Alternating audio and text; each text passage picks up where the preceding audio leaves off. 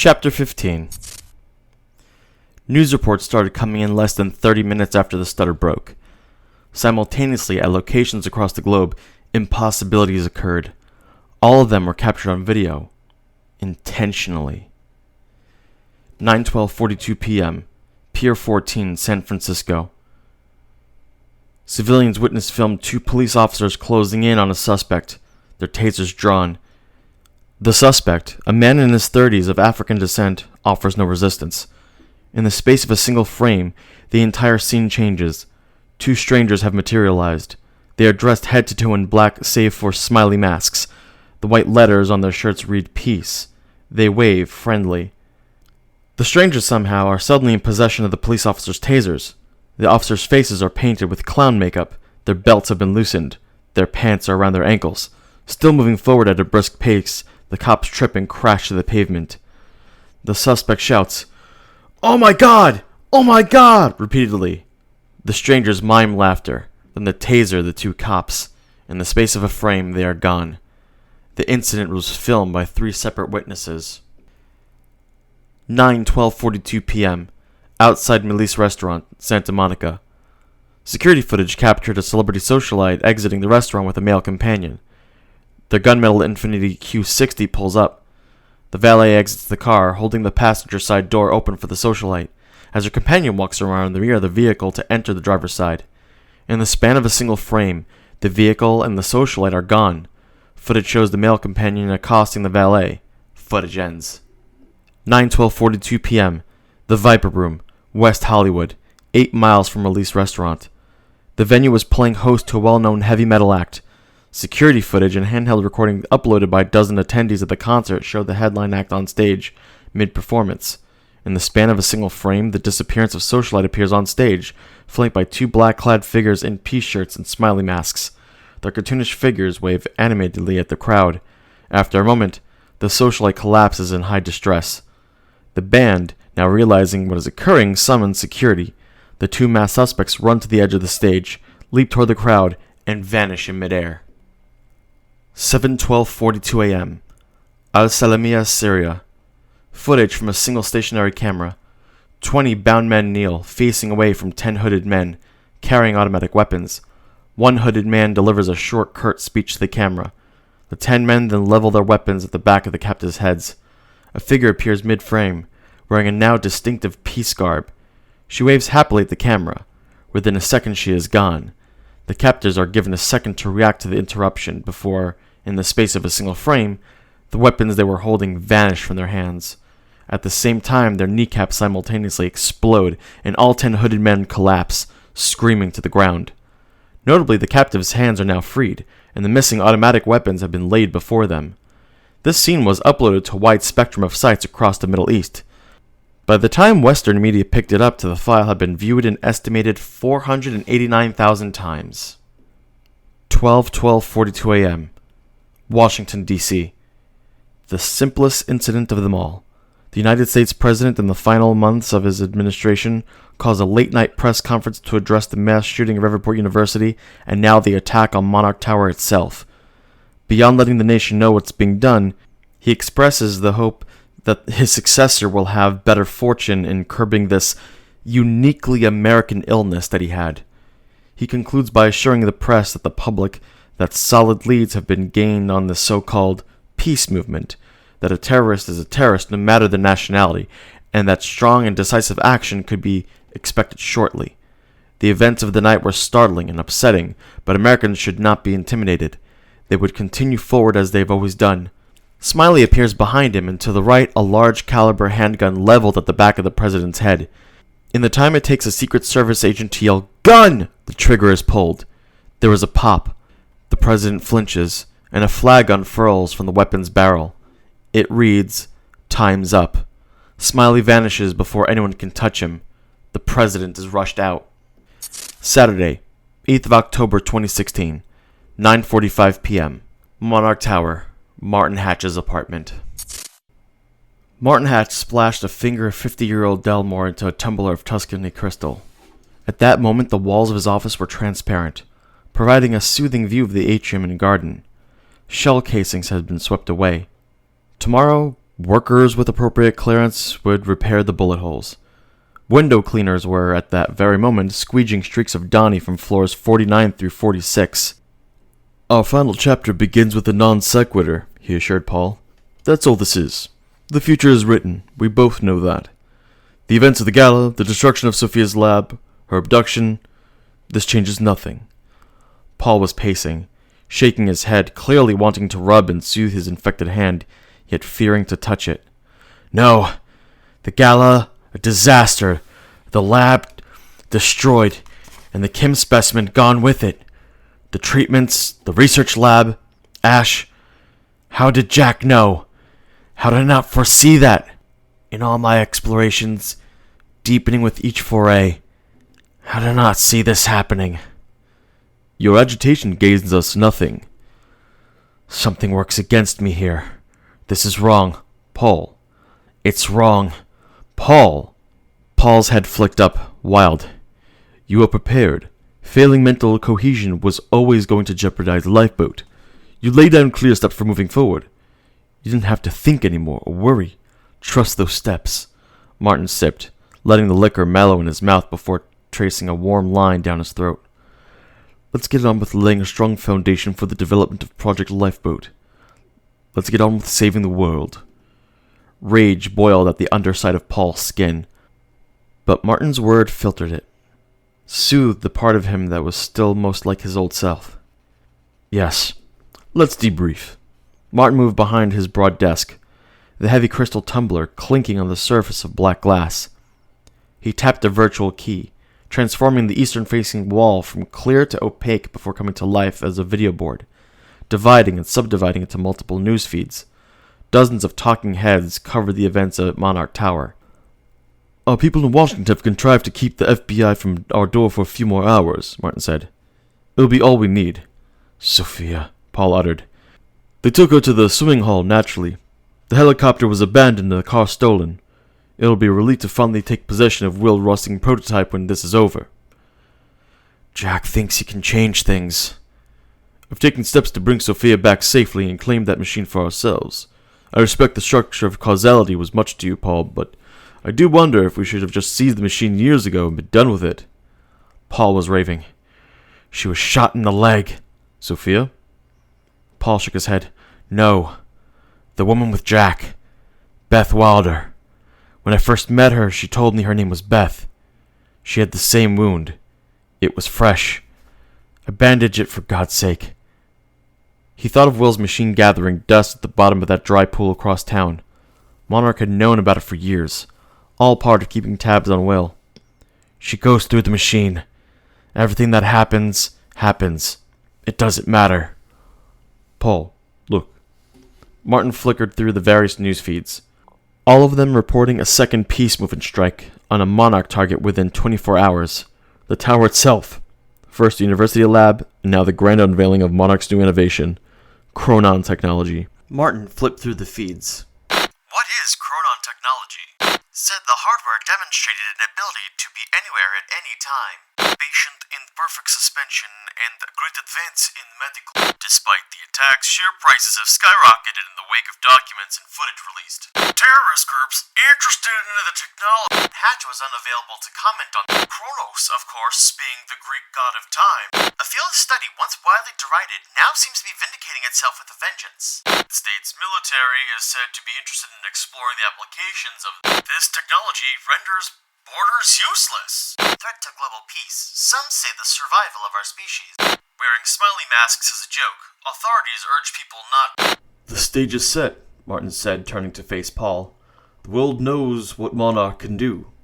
He flicked to a different set of feeds and recordings. Hard put to explain the peace events or who this enigmatic group is, but we are sure the footage of the events are authentic. Footage verified by experts, Washington has refused comment. Fear and paranoia across the country tonight, with many still convinced the events are an elaborate hoax. First family to an undisclosed location. Speculation that the peace events are a viral campaign to promote Monarch's new tech. What is stopping from peace movement terrorists from appearing anywhere, anytime, with guns or, God forbid, with nuclear weapons? Are our leaders safe? Can anyone be secured from hostile forces with this new technology? With us now is... The audience is groomed and ready, Martin continued. Speculation is rampant. Sidebar, we expect gun sales to spike sharply as a result of this. How are the events of the gala being framed? To our advantage, it's been married seamlessly to the narrative of the university attack, linking it to the peace movement. It's proving helpful in directing sympathy toward Monarch. So, our two key objectives are achieved. The world knows Monarch is the only organization pursuing Chronon development, and the ruthless terrorist group that murdered their way into the Universal Lab is now taking liberties with the laws of the universe. Martin finished his drink at a swallow and stood, adjusting his jacket. Phase 1. The university event successfully framed us as the target and the peace movement as the easily recognizable villain. Phase 2. With the aid of your explorations and foreknowledge, we were able to choreograph the peace movement's baffling, simultaneous events immaculately. Result? Peace, every meaningless detail is subject to rampant media speculation. The targets, locations, timings, masks, the name, showmanship and confusion are performing the vital task of drawing bandwidth away from reason, building alarm and metastasizing public panic. A terrorist, foreign or domestic, could materialize anywhere at any moment. We've taken the first steps toward creating a world in which nowhere and no one can feel secure again. All eyes are now on the peace movement and Monarch solutions. A good start, Paul agreed. We're close now. Now we escalate further. Your announcement was released minutes ago to all the major news agencies from an anonymized address. The wall switched, this time to a single image. Paul Serene. Behind him, two men in the black garb and smiley masks of the ghostly peace movement. I am speaking to you. I am Paul Serene. I am listed among the dead. My life ended last night, along with many others, on the campus of Riverport University, murdered by men and women like those standing behind me. Or so it was reported. Sub-windows flashed open, showing a collage of news feeds and websites sourcing information on Paul Serene. Recent photos of a younger man compared to the older one doing the talking. The Meyer Joyce Field. Familiarize yourself with that name. It will soon become the focus of what little remains of your life. The Myers-Joyce field maintains causality, the flow of cause and effect, and the linear passage of time. Early yesterday morning, on Saturday, October 8th, at 4:22 a.m., I modified an experimental Monarch Solutions device and mortally wounded the Myers-Joyce field. Some of you have already witnessed the early effects of this. Power fluctuations, visual anomalies, lost time. Before long, you will all experience the consequences of the Myers-Joyce field degradation. Reality, causality, probability, all these things will soon begin to forget their own rules. Close to the end will come escalating horror, the likes of which you are ill-equipped to imagine. Trapped and isolated within a shrinking, schizophrenic reality. A reality just for you. Lovers will forget you. Mothers and fathers will not know their children. The dead will return as if they have never left. Legions of the living will vanish. That which was will never been. Your tiny souls will unmoor, to drift and drown upon the sea of everything. Die alone in perfect lunacy, or live forever within a horrifying, final moment that never, ever stops. The choice is yours. This is the cessation of all things, the dying of time. We are peace, and peace we bring you. It is time for suffering to end. The universe has 5 years to live. You will not hear from us again. Martin clicked the wall to silence. The terror will amplify as events play out. The world will not be able to deny the reality that is slowly unraveling. When the public learns that there is no solution, Monarch appears at the gate carrying the Grail. Project Lifeboat, the only viable way to survive and undo time's end. But only with the combined and unquestioning support of governments worldwide. Paul took a deep-chested breath. I'm ready. Martin crossed to his friend, laid both hands on his shoulders. You are performing the greatest kindness, Paul. You are saving all that was, is, and shall be. And these people Hatch pointed to the wall screen and his 24 talking heads. "Will live to revile you for it." Paul smiled, but not with joy.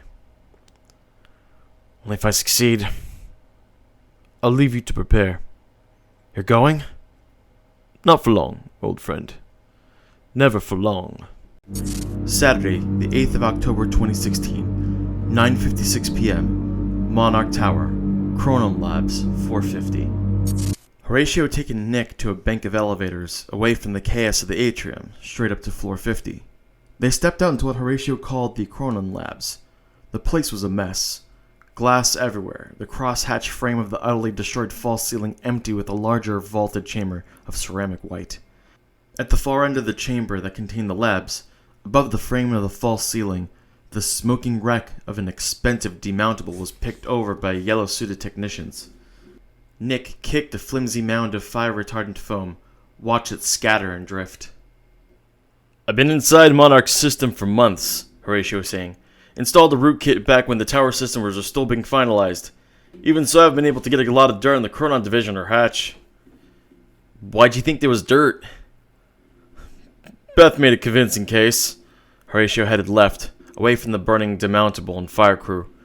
"Beth and I both know Hatch and the Chronon division are up to hinking shit, but I never found anything really mediapathic. Anything routers will pull a muscle to grab." Aside from the thick frosting of busted glass, the lab seemed intact. Horatio was fumbling in his pockets as he walked, pulled out a crumpled note, checked it. "Stuff related to C Division and Hatch exists on a separate server that I'm not privy to. That exists only on floor 50, but I do have the big man's password. This has been my only chance to get into 50, and it took the whole tower shitting itself to make that happen." The meeting room ahead was reserved for daily powwows between Hatch, Sophia, and C Division. Daily updates, daily course corrections, any terminal there would have access to the C Div driver. Nick caught up to him. "You think there's stuff on there that might bring Monarch down?" Horatio shrugged. "Been here a few years, it'd be a shitty timing to find something now, don't you think? But, yeah, I think so." Nick glanced around, not liking this at all. "How long you need? We get caught, we're going out a window." Horatio pushed open the meeting room door. "After today, I'm out of here. This is my last chance." Long mahogany table, whiteboards on 2 walls, central teleconference dome, $5,000 seats, vid screen, terminal built into the flat of the table right in front of the door. Horatio sat and got to work. "Listen, Horatio." Horatio slapped his security card on the desk, kept typing. 5 minutes. He took a thumb drive, jacked into the slot of the table's polished surface, smoothed his note, typed, waited. The screen lit up with Monarch's geometric logo. "Yes!" Horatio dived in, keyboard clattering. Nick took the card. "I'll keep the elevator ready. 5 minutes." If Horatio heard, he didn't respond. Nick was just out the door when Horatio said, "Jesus, H. Macy." Nick came back, peered over his shoulder. "What?" "Wait, I need to copy this and..." "Fuck me." "Wait," keys clattered. The files were copied to the thumb drive. "So Hatch been pushing for the development of Project Lifeboat. This grand plan that everybody's racked up cost overruns as the 5-year dev schedule is never going to meet. The Lifeboat team is talking chronon harvesting and storage technology orders of magnitude more efficient than what we currently have. Technology to allow whole teams of specialists to move through chronon-free zones for months or years, or end in pylon technology to preserve causality within a much wider radius than what we're currently..." Nick twiddled the security card. And there's a second group involved with the project from outside Monarch that nobody but Hatch seems to know about. Hatch has been corresponding with him ever since day 1. Project Lifeboat is above top secret, but this other crew looks like they're scattered all over the planet. Are getting regular updates. From what I can tell, nobody in Monarch knows these guys exists. What the fuck is Hatch up to? Copy it and let's go. There's also reference to a second time machine in a swimming pool? Nick craned in. "Saying that again? A swim... Fuck, we have to go. We have to go right now. I'm mailing this to Beth. Now, Horatio." Horatio held up one hand, still typing with the other. "I'll be right there. 30 seconds. Nick jogged out, got to the elevator, swiped it open.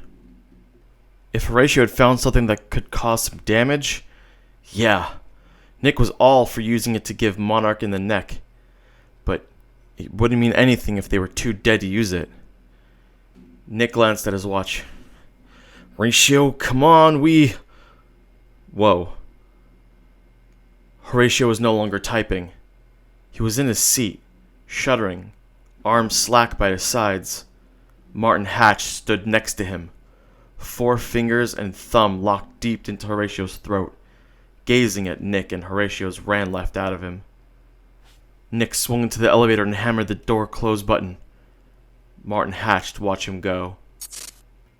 Saturday, 8th of October 2016, 10:17 p.m., Riverport Swimming Hall. Beth had left Sophia in Jack's care while she shut herself in the locker rooms to tend to her savage leg and changed out of her Monarch uniform. Jack had some first aid training and figured she'd be okay in the short term. There would be a scar, but the slug had done no damage to bone or arteries. He'd offered to stitch her up, but Beth wanted to take care of it herself and retreated to the change rooms. He was stuck with Sophia. You don't need to convince me, Sophia snapped. I'll help you. My own calculations are very clear. The Myers-Joyce field will collapse, well in advance of Paul's 5-year prediction. We have a day, 2 at most. Now please let me work. Sophia was already examining the console of Will's machine, looking up occasionally to compare what she was seeing on screen to some detail of the machine's structure. So you do think the world's about to end? Yes, I do. Jack leaped on that. Paul's been to the end of time. He has the date. If a collapse waveform can't be altered, if things can't be changed, then how can he be wrong? It's his word against my expertise, and a model supported by verifiable data, she scowled. I can only conclude his recollections are flawed. Beth reappeared from the locker rooms out back. He wanted to tell you it's possible to influence a collapse waveform to change events. Gone were the monogram Monarch jacket and fatigues. She had prepared an outfit that was fashion agnostic. Blue jeans, plain black t-shirt, mid-range leather jacket of classic cut.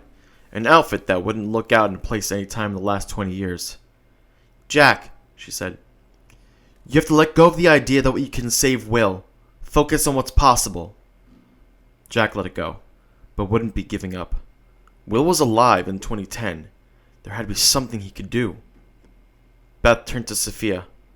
Are we good? She was favoring her good leg pretty heavily, but otherwise looked okay, all things considered. They could both have used some sleep. Sophia stepped away from the keyboard. Gathering her thoughts, she said, Before I do this, I have a question for you. Your brother built something he called a countermeasure. Being here, looking at Will's machine, and piecing together her own experiences with Paul, Serene, and Monarch, it was now clear to her that Dr. Kim had little, if anything, to do with the pioneering of chronon research. That quite possibly she had made a grave error in helping Monarch to achieve their goals. Countermeasure. That is a very specific word. Will built it to repair the fracture in the MJ field, Jack said. Sophia's face broke into a sudden smile. It suited her. Then it exists. It existed on July 4th, 2010. We know that much. And is that your destination? Beth stepped in. We go back, retrieve it, return it here, fix all this. How soon can you get the machine working? It's ready now if you are. Irene Rose was in a top-down position on the pool, her rifle's barrel nosing through a gap in a thin and grimy window, waiting for go. Count all 3.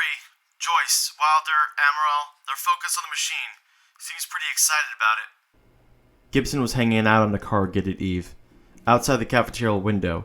He had just finished laying a sheet of black plastic adhesive across the pane. Team, report in. IR roof, Irene responded. Voss, rear door, ground level. Chaffee, Reeves, Dominguez, rear door. Gibson. Gibson took out his knife, tapped the plastic hard. The glass plane beneath it snapped, came away clean. He laid it down carefully. Cafeteria, top floor. He ducked inside, unslung his carbine as a car pulled up outside, braking loudly. Irene pipped up. Boss! I got it. Count 1, Caucasian male, limp. Voss, how you coming with that already in. Shouting from the lobby bounced around the swimming hall. Jack, Beth, you here? Nick ran into the hallway, heavily favoring one leg. He and Beth were a matching pair. Thank God, guys. Monarch knows you're here. They've always known. They're probably on their way right now. Jack and Beth were on the ramp at the time machine's airlock, waiting for Sophia to give them the go-ahead to part. Horatio got you out? Beth asked. Is he with you? Nick's expression said it all. Nick struggled. Horatio, he was trying to email you something. Martin Hatch, he's got something going on. Something's not right with the company, man. Or that dude. Way not right. Beth nodded, pushed the grief down. Horatio was a good guy. Tell me about it when I get back, Sophia. Beth entered the airlock. We're gonna fix this. Nick, you should get out of here. Jack? Sophia brought the power online. Chronon particles flooding the promenade. The bare-bones frame of the old machine clunked hard, picking up a rattle like loose change in the dryer. Go now, Sophia said. Jack moved up the ramp. Breach, Gibson said. At the back of the swimming hall, 30 feet behind the time machine, the door to the locker rooms blew off its hinges. Jack threw a stutter bubble at his feet out of pure reflex. As the cafeteria window shattered, bullets impacted the shield, thudding dully. Sophia shrieked, going rigid, shoulders hunched in an upright target. Irene opened up from above. Gibson kept up fire from one end of the cafeteria as Voss swept in doing likewise from the locker rooms. The bubble protected Jack from multiple kill shots, torn between entering the machine or protecting Sophia. A shot from above blew a crater out of the tiles at Sophia's feet. There was a spray of blood, and Sophia fell forward across the controls. Collapsed, she vanished behind the instrument panel. Voss, stay wide of the machine, Gibson shouted.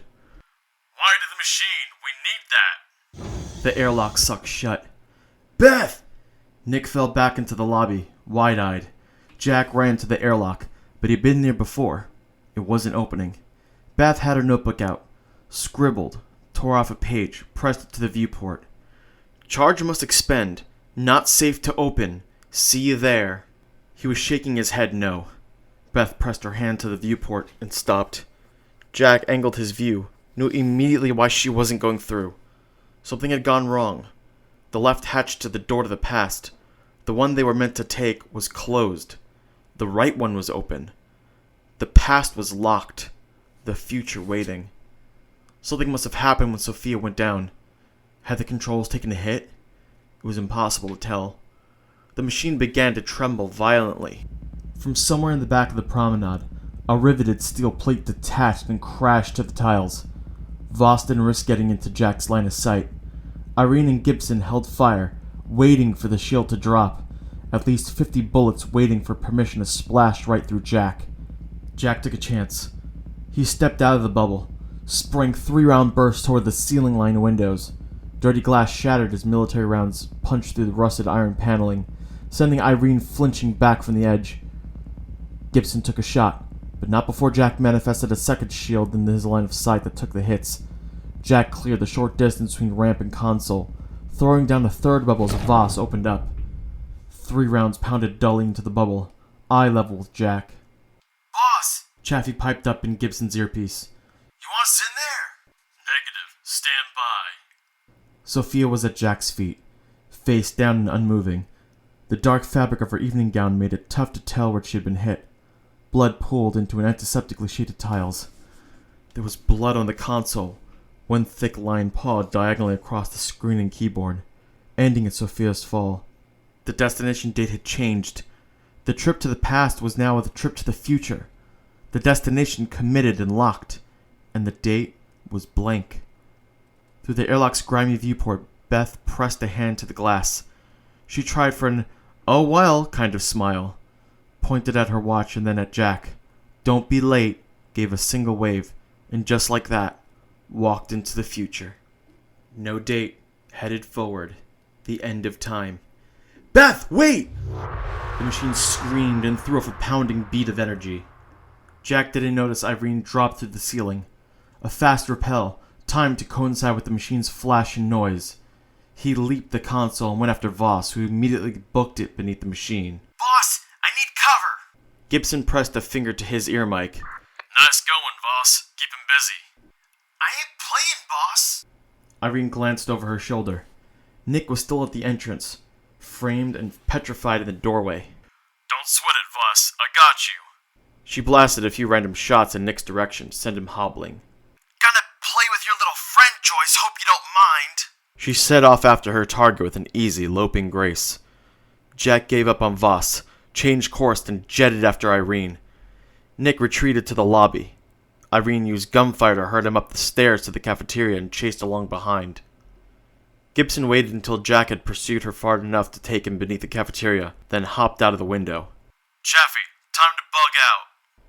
He landed on the roof of the prefab housing, the diesel generator, and then down to the ground floor. He went straight for the machine's bloodied controls. Sub vocalized into his mic. Voss, come out. You're first up. Voss rolled up from the maintenance recess as Chaffee, Reeves, and Dominguez flowed up in from the locker rooms. Walter went through, Voss. Realization dawned. She knows the mission. You think she went back to protect Joyce? Get into the airlock. I'll scatter us all wide, different states. Chaffee's boys as a crew, and the rest of us solo. She won't be able to pick us all off. Jack zipped to the base of the cafeteria stairs. As Irene ducked out of sight, Jack heard the machine crescendo. Dust punched off the walls and ceiling as the core fired. A framed black and white from 1940s swim meet crashed to the floor. Irene called out, You're looking tired, sweets. Is all the fun taking it out of you? Then, behind Jack, the front door kicked open and a Monarch security team flowed in. A shot took Jack through the side, spinning him, shouting. Jack encapsulated the first 4 members of the squad in a sphere of frozen time, blocking the door with it, and fell to the ground. Prone and gasping, he fired bursts at the first 2, 6 rounds suspended on a trajectory for their targets' helmeted heads. The round had blown a hole the size of a golf ball just below Jack's ribs, manifesting a handful of stutter bubbles and flying after Irene, had expended almost everything he had. He felt the cells of his body thirstily drawing every scrap of chronon energy that he could get, shock and instinct repurposing and localizing it to the wound. His body was pulling itself back together, but it was going to take time. Upstairs, Nick threw himself out the cafeteria window as Irene closed in from behind. He hit the tiles hard, yelped, and hobbled to his feet, limping hard. Irene pulled her sidearm as the time machine shrieked and flashed. Voss is clear. Irene, get down there. Chaffee, Reeves, Dominguez, you're up. Go, go, go. She didn't hesitate. This was everything that they had trained for. She hopped down, bounced neatly off the roof of the generator prefab just as Chaffee's crew went through. Crossing the distance in the machine's ramp at the no-time flat, she sprinted. Straight to the airlock. No hesitation. Gibson closed it down, gave her a new date, and sent her through. Nick limped to Jack, his hockey injury now kicking his ass. That fall hadn't treated him kindly. He found Jack on his back in a pool of blood, a bloodied hole shot through the side and pale as a sheet. Jack! Jesus, man, don't be dead. I'm okay. Irene went through, didn't she? Machine? Yeah, I think they all did. Fuck! Jack got to his feet. Gibson changed the date again. 4 different dates meant anyone who came after C1 had no chance of stopping them, or knowing when they would emerge from the machine. The airlock door opened. Gibson keyed the machine to activate. The airlock door hissed, preparing to level itself shut. He quickly changed the on-screen date but did not commit it, just covering his tracks, making sure nobody would pick up where he'd gone to, then leapt to the console, pounding up the ramp, and slid inside the airlock just before it sealed. Atmosphere vented, internals pressurized, the airlock and promenade flooding with chronon particles. Mission accomplished. Haha, fuck you. The door to the past opened, and Gibson was history. So, Jack felt the fight go out of him. That was that, then. Nick leaped backward as Jack turned and emptied a full magazine to the stutter bubble behind him. Nick looked away as the stutter bubble collapsed and freed rounds tossed the Monarch security squad like dolls. Okay, Jack said. Let's go. He ran to the controls, kneeled, examined Sophia. The hit was her left arm. She was cold, and her breathing was shallow, but she was alive. He glanced at Nick. Can you get her to a hospital? Nick nodded toward the television. It had been running on silent the whole time, tuned to coverage of the Riverport situation. It was clearly getting worse. It wasn't just the attack on Monarch Tower. Things were beginning to go wrong across the city. The Riverport power grid was fluctuating, brownouts traveling across neighborhoods. The Riverport Emergency Facebook group has a conversation going at the moment. People are seeing ghosts, reporting lost time. Not a lot, but a few. Checked in on my way over here. Sophia said the end was coming soon. Jack got to his feet and tried to make sense of what Gibson had done. He didn't know where to begin. The date field was blank. Sophia wasn't going to be able to help with this. There's only one date that he knew for certain that would get him somewhere he needed to be. The date he tried to send Beth to. The date she would head for if she could. Jack set the controls for July 4th, 2010. The day of Bannerman's Overlook. The day Will's countermeasure went missing. I'm gonna catch up to Beth. Doesn't matter if the city's losing its mind. Sophia needs a doctor. I'll see you there. See you soon. Jack slapped the button, activating the machine. He ran up the ramp and swung into the airlock. Earlier Beth had noticed the odor to the machine. She wasn't wrong. He smelled it now. It was the odor of rot and decay. The airlock smooched shut. Chronon particles flooded the chamber. The door to the past opened, and Jack ran.